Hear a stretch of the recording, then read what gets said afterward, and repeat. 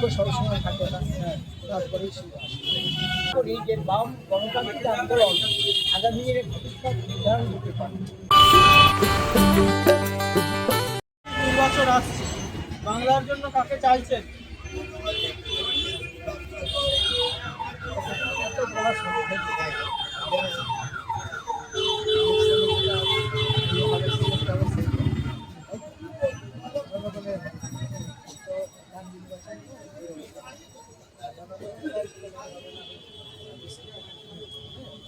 তবুও যেই আসে যেন ভালো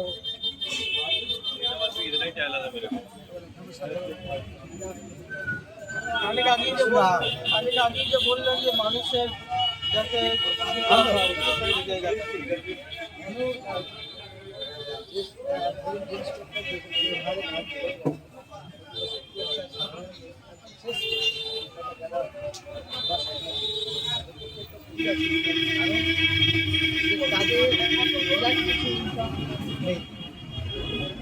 যারা সার্ভিস করে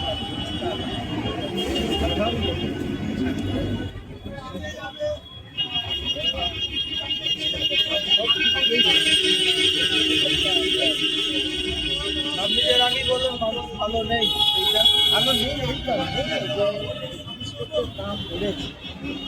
এর ফলে কি হচ্ছে দৈনিকটা হয়ে যাচ্ছে একটা টেনশনের মধ্যে আছে। তখন যে যেখানে খরচা হয়তো আমার 50 টাকা হয়ে যেত সেটা হয়ে যাচ্ছে 80 টাকা। ডবল হয়ে যাচ্ছে।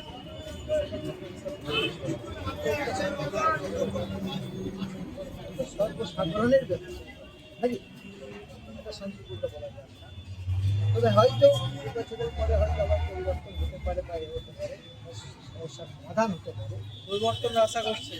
সেই এটা অবশ্যই হওয়া উচিত, কেননা দুঃখ সবসময় থাকে না, তারপরেই সুখ আসে। তাই তো সংকট থাকবেই, আবার সংকট হয়ে যাবে, এটাই আশা। এটা কোন পদ্ধতিতে আসবে সেটা বলা উচিত। আমরা ইলেকশন সামনে 26-এ এটা জনসাধারণের অবশ্যই সবার আছে। 2026 নির্বাচন আসছে, বাংলার জন্য কাকে চাইছেন? লেফট ফ্রন্ট ইউনিটি আমি চাচ্ছি, left hand Democratic unity. Left hand Democratic তাদের ইউনিটি আমি চাচ্ছি। কেন চাইছেন? চাচ্ছি দুটোই রিয়াকশনারি, বিজেপি এবং টিএমসি দুটি এবং খুবই ক্ষতিকর অবস্থার বুঝে সুতরাং অল্টারনেট হিসাবে আমি মনে করি যে বাম গণতান্ত্রিক আন্দোলন আগামী দিনে ভবিষ্যৎ নির্ধারণ করতে পারে।